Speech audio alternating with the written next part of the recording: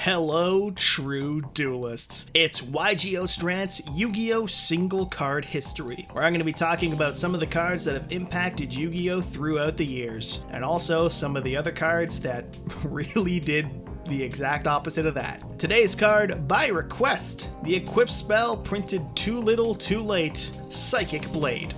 Psychic Blade was first released in Dimension of Chaos in 2015 as a common, with only one reprint to date, as a common yet again in the 2016 Megatins. And allow me to blow your mind when I tell you that this powerhouse has yet to be put on the ban list.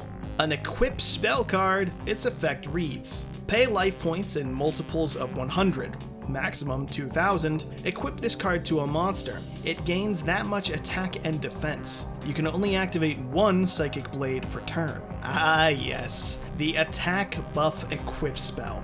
A staple of early Yu-Gi-Oh!, although in 2002 they were more often type specific and only gave 500 attack or so from what I can remember. Still, the powerhouse that was Acts of Despair was playable in some capacity once upon a time, right?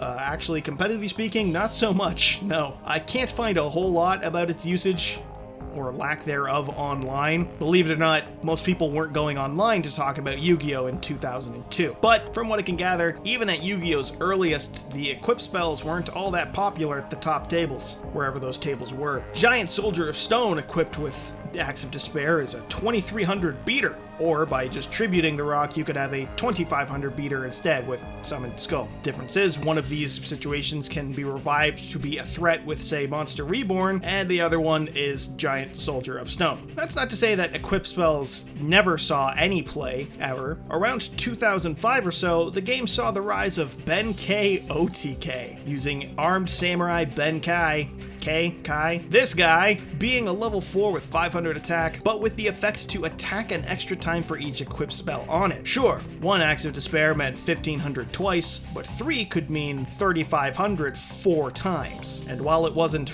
a top tier competitor more often than not, it could still steal some games back in the day. There's also honorary mention to cards like United We Stand and Mage Power, equip spells with the means to give your monsters up to 2500 or 4000 attack by themselves. And in a post-Master Rule 4 world, United We Stand can actually give a monster 4800 attack per copy. Talk about some pretty nutty numbers. But beyond these two and some Ben-Kai or Mahavilo shenanigans, attack boost equip spells were never all that big. After that, generic equips with attack boosts never really came into any sort of relevance. Some equip spells like Premature Burial saw play as Monster Reborn, sure, and decks like Vylon or Noble Knights have been printed revolving around equip spells to varying amounts and varying degrees of success, but each had their own archetypal equip spells that they used more often than not. And speaking lastly of equips, they did see a small renaissance of sorts with the release of Isolde's Tale of Two Noble Knights. You can check out this video here for more info on that card, but for a while this card tore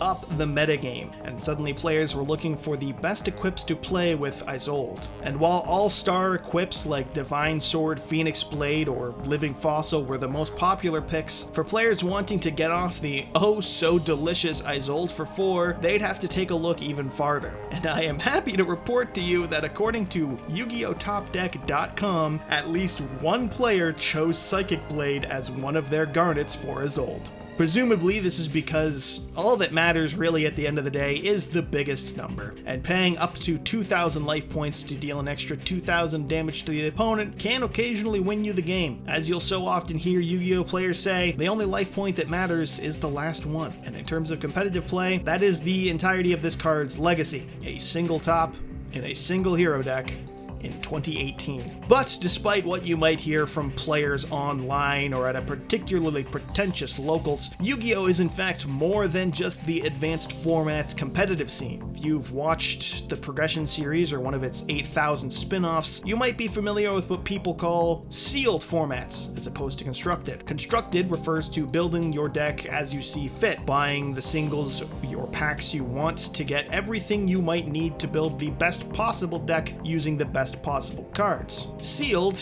by comparison, is what you played on the playground, namely only the cards you got from packs. When there are only so many cards available you have to play with, you end up making different kinds of choices for what it is exactly that you're going to be playing. And when you have only one single piece of monster removal, say, from all your packs, a big beater can go from a nuisance to threat level, oh fuck, in no time. Sealed Yu-Gi-Oh! Is most often simple Yu-Gi-Oh! And in simple Yu-Gi-Oh! It's the tried and true Unga Bunga Biga Numba that comes out on top more often than not. And that's where a card like Psychic Blade really gets to shine, especially being a common. It's not any real trouble to get, and it can be big trouble for people's life points. And in that simple land, this card is a bit of a high risk, high reward, I suppose. 2,000 extra attack can make even an underwhelming card like, say, Giant Soldier of Stone into something capable of winning in 3 turns. Put more than 1 on it, and suddenly this clock speeds up even faster for the opponent. The hilariousness is that this has a once per turn clause, because I guess an extra 6k attack could be game, but if the opponent can't get rid of it, that'll be at least a quarter of your life points. Mind you, that is assuming you're playing based and you pay the maximum 2,000 possible. You can also just use this to give your monster an extra, say, 200 attack, so it's just big enough to not be beat over, meaning it does offer some flexibility of usage, which I think is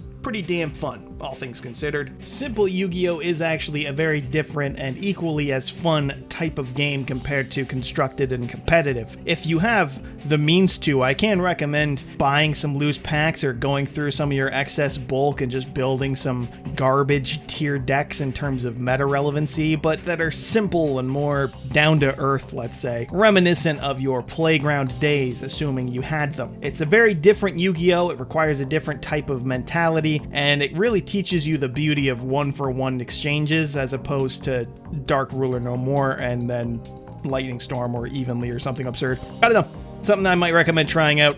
I think I've gone on long enough about all this nonsense, though. Overall, Psychic Blade is a card printed over 10 years later than it ever could have stood a chance to be relevant in regards to competitive Yu-Gi-Oh! But even as common pack filler, it serves as a staple of the game at its core. Goofy, high attack stat possibilities, and making the best of what you've got. If you're building in sealed or just keeping it simple with your deck, it isn't the best equip spell to put in there, but it also isn't the worst.